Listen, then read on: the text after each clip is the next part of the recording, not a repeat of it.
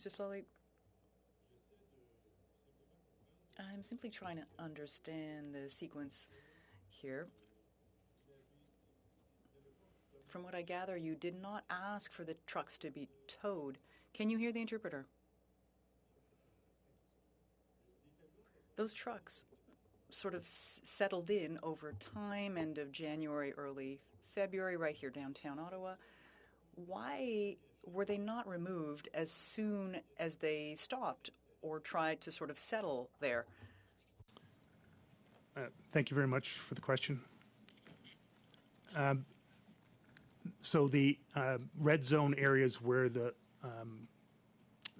along Wellington over into Rideau and down through the parkway just west of us here were literally filled within minutes. Efforts were made to hold negotiations that were in place to allow for emergency lanes of traffic and to provide for a period of demonstration that would then end. Clearly did not transpire throughout the course of that day through the weekend. Those red zones were essentially filled within the morning hours of Saturday. There was no further movement into those red zones, but there was egress from them when we could negotiate that or when people chose to leave. But why did you not remove those trucks from the start? Thank you, sir. The speed around which the main convoys that settled in the red zone area was such that we were not able to move in with heavy tow trucks and sufficient personnel. The reactions and actions coordinated at a very high level by those early arriving elements of the convoys were such that the level of escalations that I referred to earlier increased the risk to public safety, which includes officer safety. Yes, but here you have trucks parking on Wellington Street right in front of Parliament. I'm not a police officer.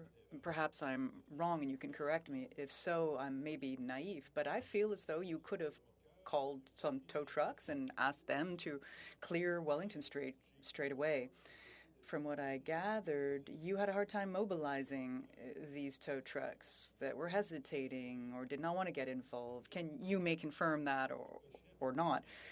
If so, did you take procedures for that to happen to force them to tow those trucks? Yes, sir. The issue was not access to tow trucks in the first few hours.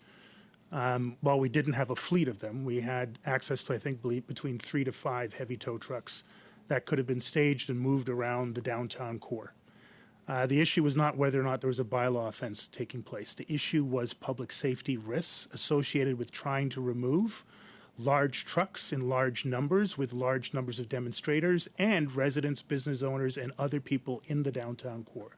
It was the public safety risk associated to that type of intervention enforcement action that did not allow us to start to come in and tag and tow trucks.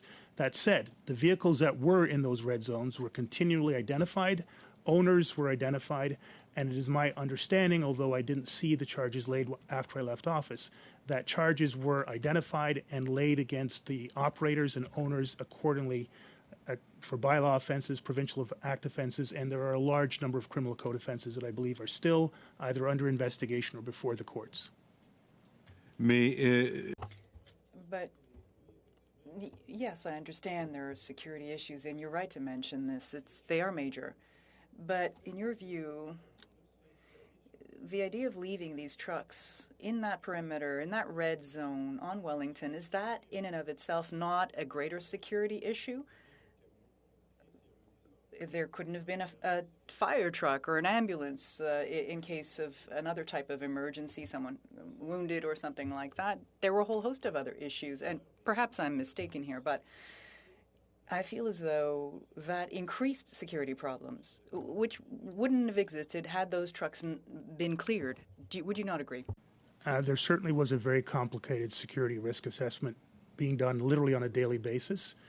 It was not until we were able to secure the ultimately 2,000 extra police officers that a level of scale on the policing side could match the scale and capabilities on the people, particularly in the red zone, but not exclusively.